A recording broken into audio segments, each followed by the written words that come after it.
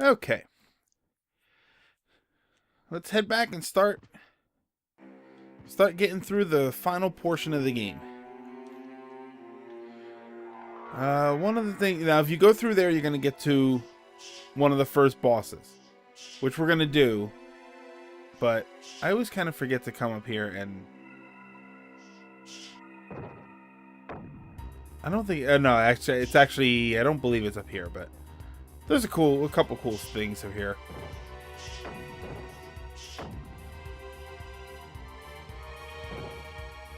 Alright, you got that. There's this, which is kind of a pain, but I don't even think it's anything significant. Oh no, this is the Sword of Dawn. I love this weapon. I always think that it's down here.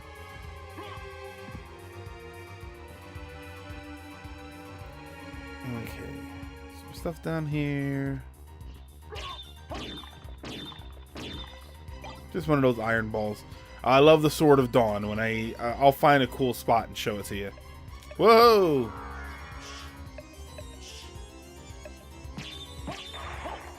Ah!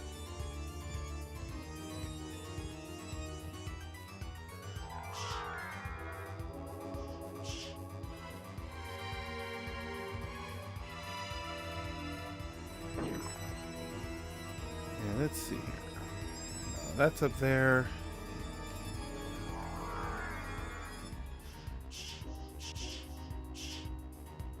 Oh no, it's all the way at the other end. When you first start the game, you get all your items taken away from you. One of the first items you can get back is not far from here. Alright.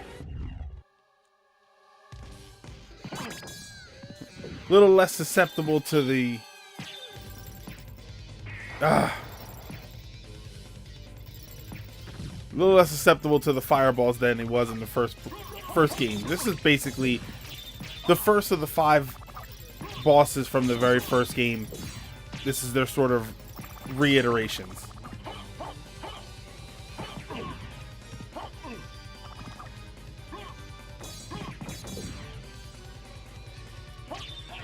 Woo! Hey, look at my ghost. See my ghost earn his keep? Very nice.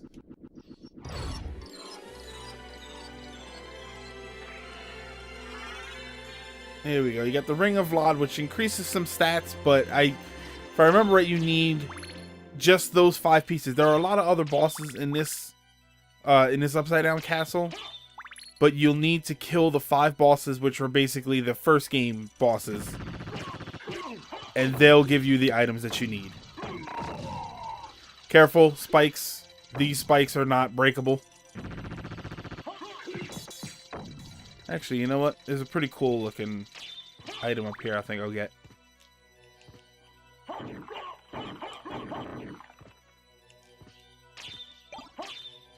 The Moon Rod. I don't think it's as powerful as the Holy Rod. Mostly just because the Holy Rod is strong against evil things, and everything's an evil thing.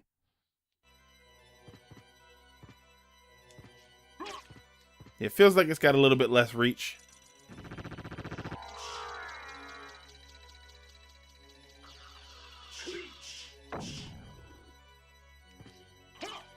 I think this is a... Yeah, here we go. You do a fireball motion. It's actually a pretty strong attack. Again, though, we won't have this on for too long. Whoops. A little early.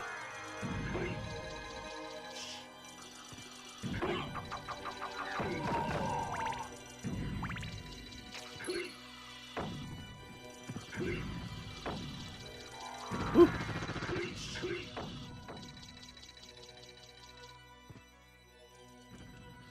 Nope, nope, nope. Also, inside most of these walls, they're breakable. And you get stuff like that, but I don't feel like getting all that stuff. Like, there's a lot of it. Almost every other wall has something that you can break into and get.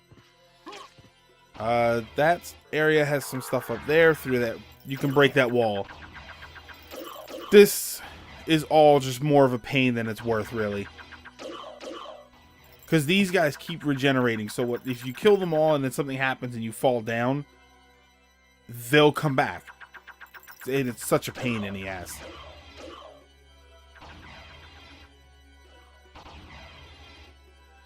So I always just power the mist right through it. There we go. I think there's some enemies down here. Hit.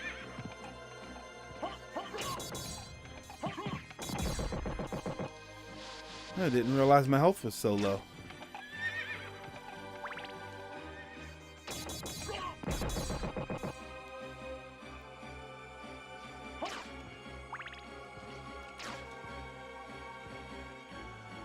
There we go.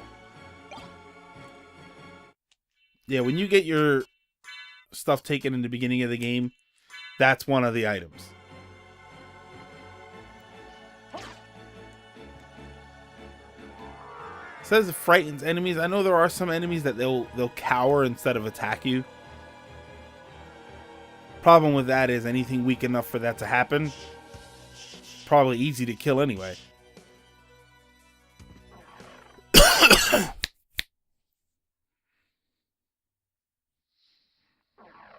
All right, back to the outer wall. Now this area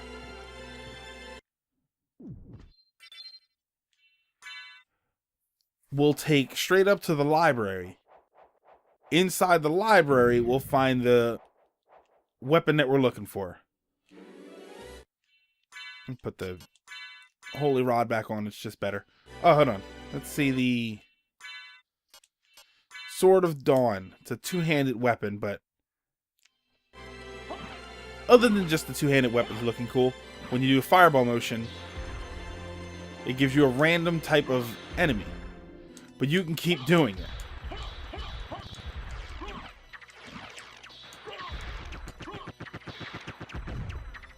It's just kind of cool. It seems like such overkill. Oh, hang on a second here. Re-equip my jewel knuckle. And if you notice, the jewel knuckle is actually still very powerful. You know, considering how early on in the game you got it.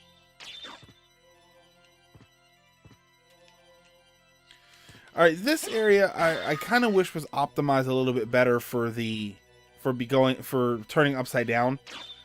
A lot of these heights, if you see that, it's just slightly out of reach. So it makes it a pain because you have to jump up and either do this whole area as the bat, which wastes your magic, do it as the mist, which wastes your magic, or do what I did, which is double jump and then sort of mist really quick into it. Oh, it's filled with mist after all. And then it fills with mist anyway, or you turn into mist anyway, which is it's just kind of tedious. I do wish it was optimized a little bit better. You know, this area isn't even tough. It's just you have to do this.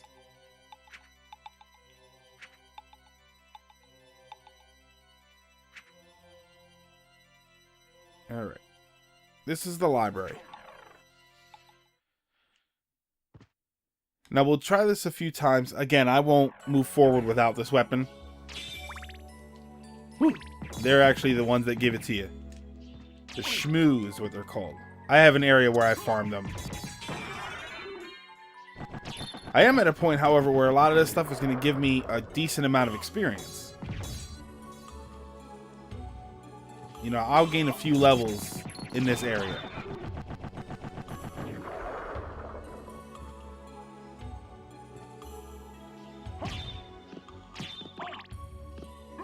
Whew, knocked me right out.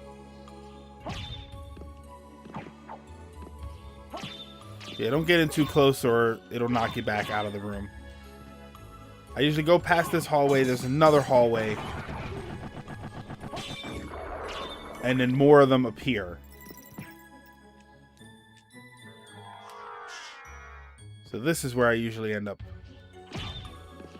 Notice I can hit two of them. And it's the shmoos that actually give you a lot of experience. So the fact that you're killing them for the sword and getting tons of experience is really great.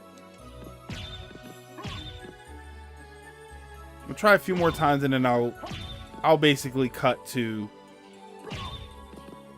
where I actually get the sword.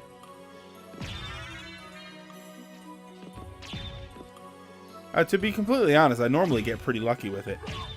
I think it's one of the reasons I got into the situation where I always get it.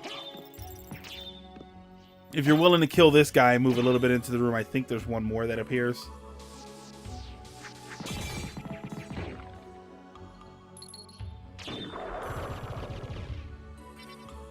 But it's easier just to kill the two and walk out and come back in. Again, if you've never picked this weapon up before, if you're going to play through this game, give yourself some time and give it a shot, because this weapon it really is worth the effort that you go through.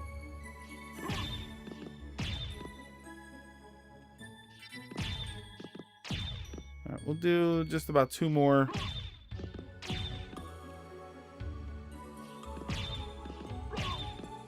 Okay, we'll cut right here, or I'll jump to where I actually get the weapon.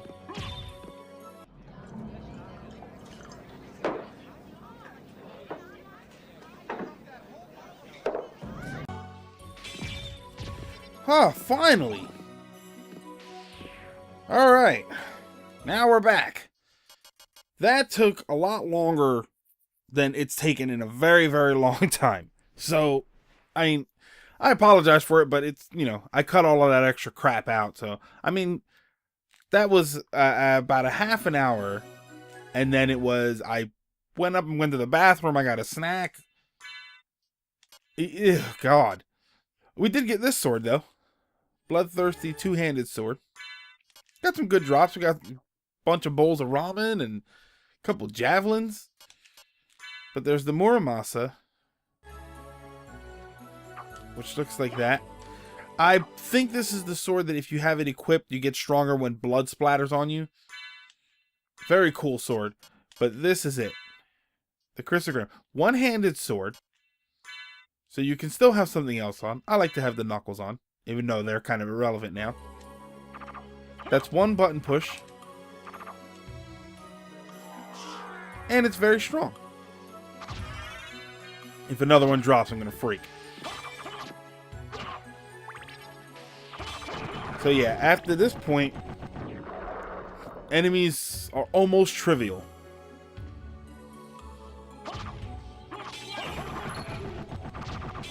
I thought it was going to drop another one. Alright, so now we're ready to proceed with the rest of the game.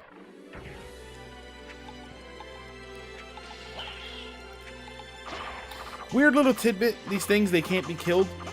But enemies like this, that can't be killed, when you do the soul steal, it actually gives you health from them.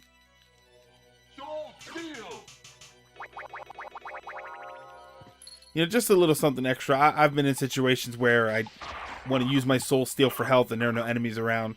But they'll actually give you health. Alright. So we got another boss here.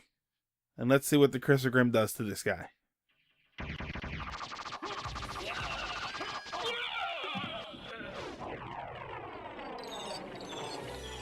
Not too shabby at all. Get the Tooth of Vlad.